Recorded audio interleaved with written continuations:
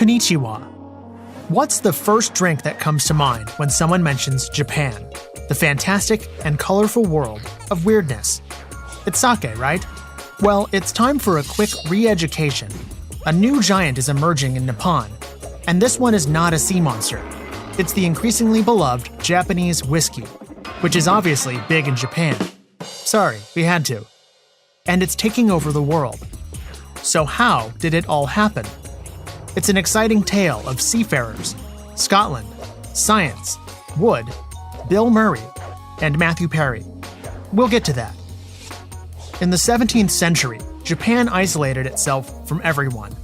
The government wanted to limit the cultural and religious influence of the European traders, and they remained hermits for 2 centuries.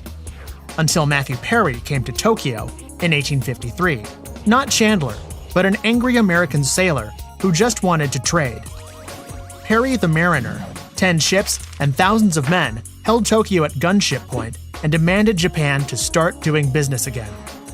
The Japanese saw how far behind they were technologically compared to the Western world and got a serious case of FOMO. One of the coolest new things they saw was the amber spirit the Yanks called whiskey. The locals tried to recreate it unsuccessfully, so in 1918, they sent a young chemist from an ancient sake-making family to Scotland. His name was Masataka Takasuro, and he became a total Scotch geek. When he came back to Japan, he started making whiskey with his new pal, Shinjiro Tori, the pharmaceutical tycoon. Now, Takasuro wanted to build a distillery in Hokkaido because its landscape is similar to Scotland. But Tori decided to settle down in Yamazaki.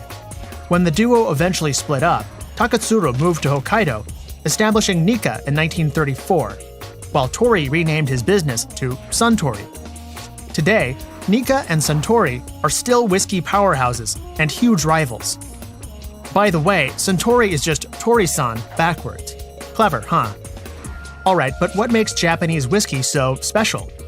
Granted, it's heavily influenced by Scotch, but it's way more aromatic and lighter. And there's a secret weapon behind that. Meet the Mizunara oak. Mizunara is a premium kind of wood, usually used for fancy furniture, and its casks impart lavish flavors of sandalwood and coconut. Cool fact, the Mizunara tree needs to be at least 200 years old before it can be turned into a barrel. However, the uniqueness of Mizunara proved to be both a blessing and a curse. When whiskey is matured for only a couple of years in it, it becomes intense and way too woody. That's why they considered Mizunara inferior to the European oak. But when the Japanese tasted whiskey that spent 2 decades in Mizunara casks, they realized they hit the jackpot. It became a domestic hit during World War II, and when Japan was occupied by the Americans and the British, they fell in love with the local whiskey too. When the Allied forces left, whiskey gave way to Western-style drinks such as beer, wine, vodka, and gin. But not for long. When Japan experienced its economic miracle in the 80s, whiskey became the king again, the average Japanese drinking 3 liters per year. The demand was astronomical, and in a few decades, it would get even wilder when the 2 Murrays happened.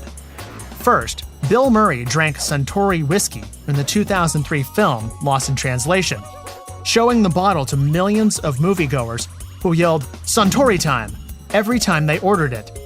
Then Jim Murray, the alpha and omega of whiskey reviewing, decided the Suntory's Yamazaki Sherry cask was the best whiskey of 2015. That kind of exposure made Japanese whiskey a global blockbuster. What was once a copycat and an apprentice became a serious rival of Scotch. So from now on, whiskey should be the first thing you think of when Japan is mentioned. Yes, even before sushi. Kanpai!